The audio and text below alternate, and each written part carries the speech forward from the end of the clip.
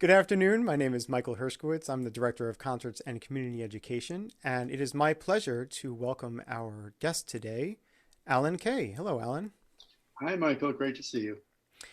Today, I want to talk about your role with the Stony Brook Symphony Orchestra, and let's get right into it. Tell me what SBSO is doing this semester in a completely online environment. Right. That was a huge challenge, as anybody could imagine. It's a performance ensemble, and our students expect to play together and to be in rehearsals together, to work with a conductor, to work with each other, sometimes without a conductor, and to actually perform for a live audience. To have that taken away from us was quite unusual, unprecedented, and a little bit scary. So I and my colleagues who have performance ensembles in the music department had to kind of put our heads together and come up with ways to get through the semester. So what I did was I created a three-part syllabus sort of along the lines of where our concerts would have been throughout the semester. So basically October, November, December kind of. The first part of the semester was devoted to an audition preparation and mock audition segment, which ended up being really good. It was not easy to organize, but I have two great TAs who were very helpful with that, and the students were great, and the faculty came around to it. It was really very satisfying in the end. Everybody, each student prepared a mock audition, and each student also had to serve on the panel for somebody else's mock audition. So it led to some interesting discussions after the panel met and decided on a so-called winner.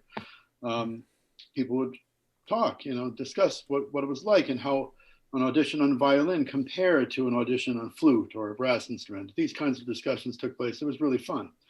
Now we're in the throes of the second part, which is a series of discussions and guest appearances. So in fact, we met with Michelle Merrill last night. She's one of our guest conductors who came last year, was very well received.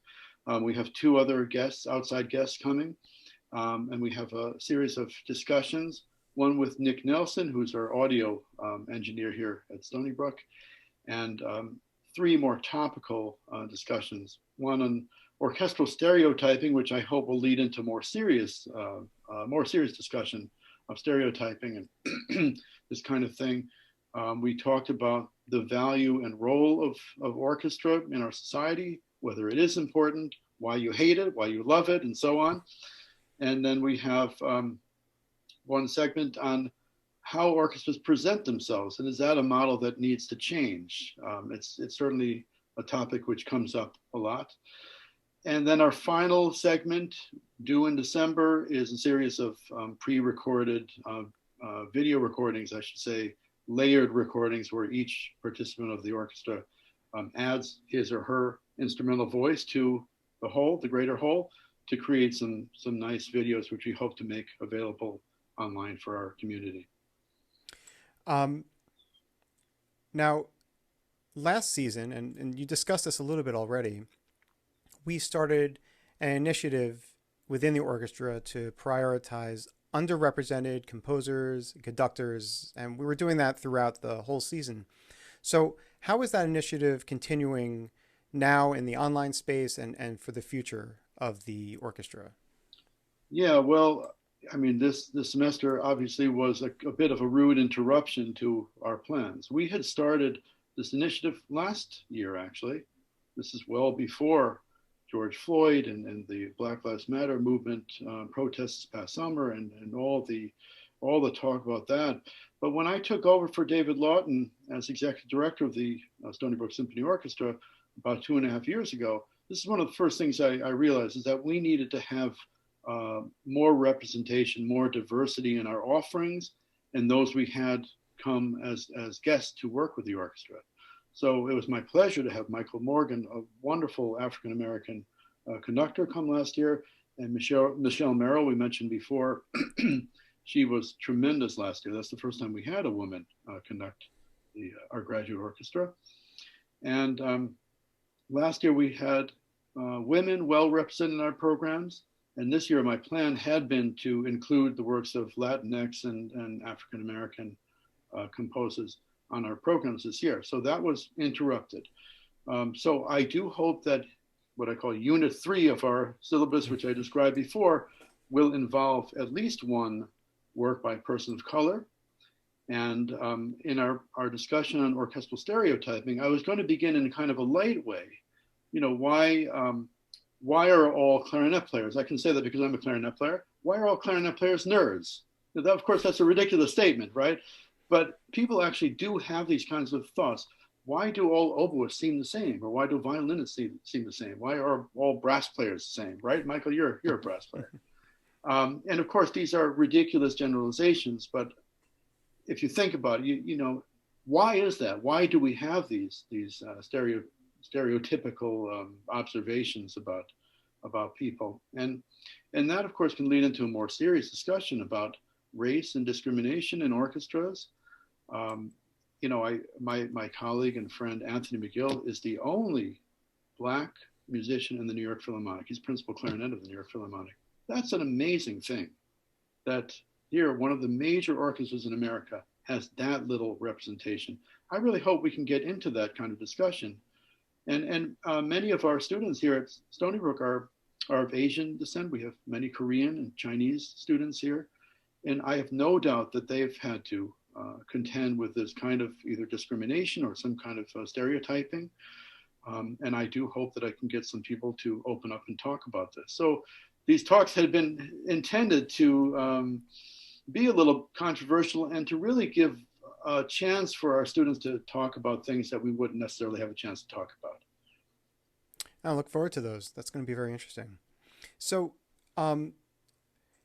this not being a normal semester of orchestra, normally as an audience and as musicians, we sort of either show up and rehearse and put on a concert. And as an audience, we go into the theaters and we watch an orchestra play. Can you talk a little bit about the role that you play within the orchestra? What are some things that people don't realize that you do as the managing director of the orchestra behind the scenes? Yeah, well, that's an interesting question. And you know as well as I do that by the time you put something down on a piece of paper or in a document these days that people view online, a lot of work goes into that. I mean, you and I, Michael, I think we talked about rehearsal scheduling, how complex that can be. Mm-hmm. We have a limited number of spaces available for the orchestra to rehearse in the school. So I can't just say I want the orchestra to rehearse from 1:15 to 4:15 on Tuesday in this such and such a room. There has to be some discussion. I have to be sure that I'm not stepping on anybody's toes or invading anybody else's classes. I have to be sure that our guest conductors are available at that time. I have to be sure that we're not conflicting with classes on a regular graduate school grid, classroom grid. The idea of programming, once you see the program listed on a sheet of paper, well, that represents hours and hours of discussion back and forth between me and conductors, me and students, me and myself, you know, because I spend hours researching programming. I'm always interested in creating a program that works locally by itself. In other words, a program that happens on a certain date, but also in the context of our entire season, which is 5 orchestral programs and an opera. So I like to be sure that we're touching on a whole range of different things over the course of a year, and not just focusing on, say, all Mozart or spending too much time in 1885 or whatever. You know, we would like to try to give as broad an experience to our students and our audience as possible. Speaking of performing, you are a member of the Orpheus Chamber Orchestra, which we have partnered with a few times. How have you personally, or the ensembles that you are involved with, or some other groups that you've observed, what are some innovative ways that they've sort of gotten around the social distancing or the indoor performance requirements? How are you performing now in this space? Well, I mean, I didn't perform at all between February, whenever it was we were going to do one of our Starry Nights programs at Stony Brook. It was that very end of March. We had already was it March? left campus. Yeah, no, I thought that was actually in February, that concert that we were going to play. I think our last day on campus, right before they moved to extended spring break, was March 11th. I think it was like that Wednesday. Yeah. That's right. But I think that the Starry Nights program was a little bit earlier. Okay. And I was there at Stony Brook teaching. We were going to have our dress rehearsal and concert that day. And I think it was in February. And it was up in the air whether we were going to have it or not, because by now the reality of this virus had hit all of us. And we were thinking, oh, this is much more serious than any of us had thought. And sadly, we had to cancel that concert. And that was the last time I played publicly, or would have played publicly, until July, when I met with colleagues from Orpheus, in fact, and we did in a gazebo in an outdoor park in New Jersey, a movement of a clarinet quintet for a clarinet and string quartet by Samuel Coleridge Taylor. And we recorded that, and then it was broadcast on social media on August 6th. So that was my first performance, although I had pre-recorded on July 28th. How did it feel to just be Oh, back in that Michael, space? it was amazing. It was just fantastic playing music with actual people, because up to that point, all I had been doing was recording single lines in my own house and layering it with other colleagues to create a final product. In fact, Orpheus did put up a fun video of Bartok Romanian folk dances, just about a minute and a half long, which I was involved in spearheading. And that was fun. And it certainly involves some of the skills you need as a musician. You have to listen well, you have to hear a click track, you have to try to play in tune and all that stuff. But there is no substitute for live music. And I think that our audience in Stony Brook realizes that. They understand the vitality and the visceral nature of live performance, which is why we get such great audiences for our orchestra and other concerts at Stony Brook. But yes, it was tremendous to finally play together. And thanks to Orpheus, we've had a few things since that time. We've done a couple outdoor things. There are a couple of venues in the area around New York City. One is in New Jersey, in Morristown, where they, early on in the pandemic, they converted the top level of a parking garage at a wonderful museum, the Morris Museum in Morristown. And they marked off 50 spaces where 2 people could sit, socially distanced from any other audience members. And they did 19 concerts. They were all sold out. Everyone was sold out. And we participated in 3 of them. And it was great. Again, great to play with other people. Not so great to play in 55-degree weather, which is what the last one was. That was really hard.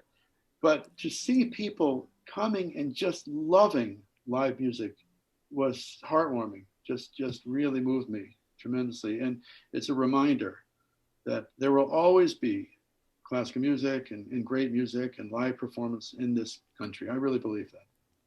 I think New York has probably taken a stronger stance on safety than some other states. And as a result, we see many centers of the arts and performance just shut down now. It looks like for most of New York City, we won't see performances until summer of next year.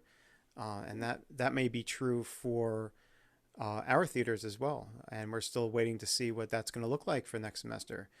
Right. For me personally, this is probably the longest in my life I've gone without seeing a live concert. And as a concert manager who oversees these during the year, this is a huge absence in my life. It's unbelievable. I didn't think it would affect me like it has. Sort of missed the shuffle. I just want to say that I just feel so terrible for all of my colleagues who, many with full-time orchestra jobs or jobs on Broadway in New York, who literally have nothing right now. And they're getting by, with unemployment pay, et cetera. But that may not last forever. And it's a very, very scary thing and very upsetting when you think about it. To that regard, and this is sort of an interesting segue from that idea. Given the impact that this pandemic has had on the performing arts, have you seen anything positive that might spring from this, from us not performing or being in these online spaces? Do you think that there's a positive trend that's going to emerge from all of this? That's a great question, of course. Well, first of all, I do think that it helps to underline the importance of live music. I mean, that's sort of the opposite way of thinking, but Mm-hmm. I do think that even though there's a huge amount of stuff online, you can see a lot of stuff on YouTube now, that people realize that there's no substitute. As you were saying, you long to attend a live Mm-hmm. concert. You start to yearn for it. I think that's really true. So I think that's going to be one positive thing that comes out of this, ironically. On the other hand, one thing that I've realized is that we have all become more technologically adept, right? I had never really taught online at all before the pandemic, and I've had to learn a lot in order to do it as well as I could, to be sure I had the equipment and the knowledge to operate Zoom in the best possible way, to have the equipment ready, external microphone, but also have the equipment I need to record individual lines for layered recording projects. I'm glad that I have that experience now, and there's a lot more to learn, but I know a lot more than I did before. If this had happened 20 years ago, I think we really would have been, excuse the expression, screwed. I think it would have been much more difficult to go on as we've been doing. I Don't think you think? about that. I think that this is interesting that it happened in this time for us to Right. have access to this right now. I think it is. I think it's really helped us. I think so too. And I've also learned a lot of things that in teaching online that you can do more readily than you can do even in person. I love being able to share my screen, and I can immediately put up a score and we can both work from a full score on the screen. I can mark things on the score right there. I don't have to be hovering over my students the way I would under normal circumstances and the way I might. I think I'll probably be less willing to do that in the future, having been through this. But it's great to have everything kind of at your fingertips and to be able to share it on the screen, both visually and even orally. You can put up a video or an audio recording of something that might be helpful in a lesson you're teaching. So I think that's been a positive thing, and something that we realize we can use forever. And finally, we know now that if for whatever reason we can't make it to Stony Brook, it's not the end of the world. We Mm-hmm. can go online and teach an online lesson. That's important too. Just one final question, Sure. and thank you for joining me today. Have you picked up any new skills over the last couple of months, Oh, or revisited some old hobbies? then, yeah, thanks for asking. I'm so proud of this. I learned how to make clarinet reeds this past summer. That was a huge pandemic project. Thank you very much. And they actually work too. That's That's important. that's the most surprising thing about it. So that's something that I have dabbled with in the past, but not for many years. And I viewed a lot of videos. I did a lot of reading about it, and then I actually worked with a young couple in the Washington D.C. area. He works. He's in one of the military bands, one of the premier bands in Mm-hmm. Washington, and he and his wife have this reed making business, I guess you could call it, and they've made a couple of excellent videos. So I got to work with them. They're really lovely people, and were hugely helpful. So that's one thing. The other major thing which I did, which I just loved, and now I'm finding I don't have enough time for, is I studied with a jazz teacher. I love Hey. jazz, and I've always wanted to study improvisation. And I worked with a fellow, his name is Mark Vinci, who's a fantastic saxophonist. Not one of the better known ones, perhaps, but he's just a fabulous player.